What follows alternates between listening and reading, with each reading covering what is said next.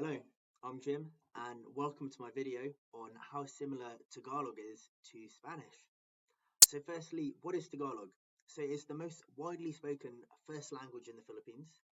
It is also used as one of the official languages in the Philippines. Um, in the context of it being the official language, it's called Filipino. However, Filipino and Tagalog are used fairly interchangeably. So, why are there similarities between Spanish and Tagalog? So the Philippines was a Spanish colony for over 300 years. So this was between 1564 and 1898. During these 3 centuries of Spanish colonial rule, of course, quite a few Spanish words sifted through to Tagalog. And just another point, just on kind of the Spanish influence in the Philippines. The Philippines was named actually after um, King Philip II of Spain. But where does the influence of Spanish in Tagalog lie? So firstly, I'd like to mention the current alphabet that Tagalog's using. It's using the Latin alphabet, and it inherited this from the Spaniards. Before it used the Latin alphabet, a pre-colonial script was used called Baybayin. Another place where the influence lies is the vocabulary, and I'll be going into quite a bit of depth on that. And finally, I just wanted to mention that the Tagalog grammar is vastly different to Spanish and even other European languages. So, what is the influence of Spanish on Tagalog vocab? So, a lot of common words that are used in Tagalog actually come from Spanish. So, for example, "Kumusta" or "Kumusta ka," it means hi or how are you. This comes from the Spanish "Cómo estás?" On top of that, we have "pero," and that means but. On top of that, we have "gusto," which means like or want. So, for example, you could say, "Gusto ko ang bagong kotse, pero wala akong pera." Um, I want a new car, but I don't have any money. Another area of influence is in terms of telling the time. So to ask what the time is in Tagalog, you say "Anong oras na?" And the answer to that is you typically use Spanish-derived words for the time. So a la una, a la dos, a las nueve, a las 10, and what you can see, especially with the last couple words I mentioned, was that um, some Spanish words get adapted to Tagalog pronunciation. And we're just as guilty of that in English. You know, for example, guerrilla we pronounce as gorilla. Um, Jalapeno becomes jalapeno. Um, and one of the other areas, as well as time, we have all of the days of the week in Tagalog come from Spanish, all except for one. So we just like in Spanish, we have lunes, martes, miércoles, um, and the only one which is different is instead of having domingo for Sunday, we have lingo, and lingo means week in Tagalog as well.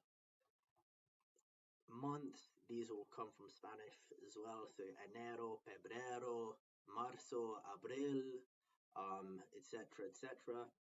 And what you may have noticed when I was telling the time in Spanish is I was using Spanish numbers. So kind of as an not only are Spanish numbers used in telling the time, they're used in plenty of other contexts as well.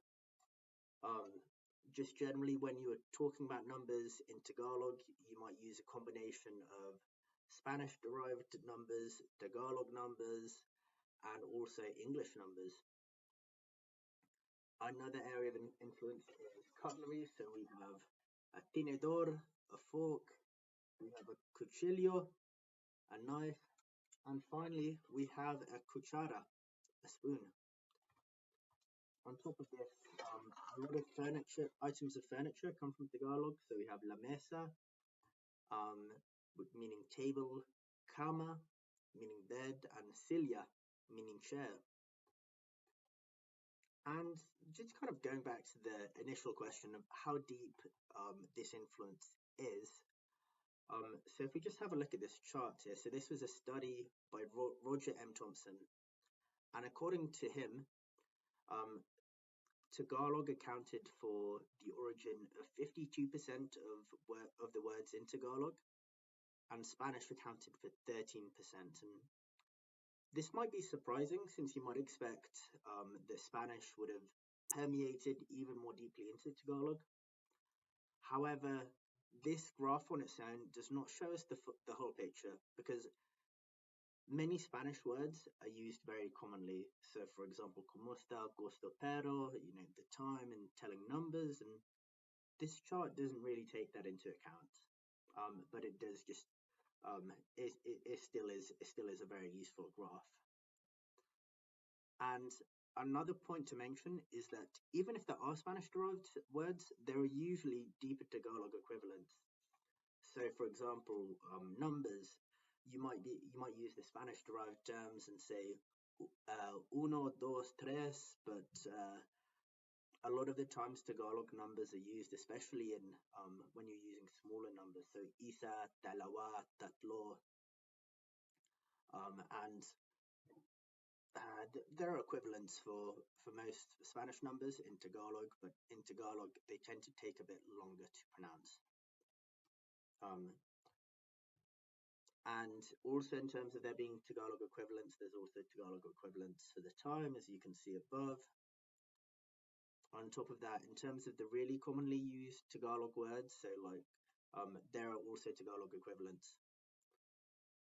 So for example, kumusta ka, a phrase that is not used very much anymore, but was used in the past to mean how are you is anong lagay mo. Gusto, meaning like or want, you can use nais instead, and ngunit can be another alternative to pero. So instead of saying gusto ko ang bagong kotse pero wala akong pera, you can say nais ko ang bagong kotse ngunit wala akong pera. A few other interesting examples. Universidad is the Spanish-derived term for university. If we wanted to use a deeper Tagalog term for it, we could use paaralan. Instead of saying universo for universe, we could say kalawakan. Instead of saying between for star, we can say tala. So yeah, how large is the influence? I would say fairly large because a lot of Spanish-derived terms and words are used very commonly. However, do not forget that Tagalog has a very rich vocabulary to draw back on, even in the absence of Spanish. And just saying this, it is beautiful, just seeing the connections between languages and seeing how languages are influenced by and adapt words from other languages. And just one really cool example of this, which I saw recently, was I was listening to a bit of Tagalog spoken word poetry, and I heard the word chumempo, and I couldn't find a translation for this anywhere on the internet. So I had to ask a Filipino friend, and they explained to me that so this actually came from tiempo, which means time in Spanish, and then presumably tiempo was then transferred to a sort of more Tagalog spelling, so with a Y in between the I and the E. And then often when you have a consonant followed by an I and a Y in Tagalog, often the I is taken out and then just shortened. So then tiempo turned to tiempo. And sometimes, and when you have a T followed by a Y, the sound that you can sometimes pronounce it as a ch sort of sound.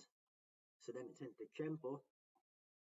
And this ch sound can also be represented by a T and an S. So then it goes to chempo with the T and the S. And then finally, it was turned to a verb by putting an between the first group of consonants, so between the TS and the first vowel, so between the TS and the E. And then we have chumempo, which is a verb meaning to have good timing. And yeah, if you just put it together and listen to this video, this should explain. Ang galing mo rin talaga, Chumempo. Babalik ka kung kailan ayos na ako. Pagkatapos ay bubuhayin mo ulit ang mundo. Okay, and thank you very much for listening. And please like, comment, and subscribe for similar Tagalog related videos. Sana nagustuhan ninyo and have a great day. Thanks.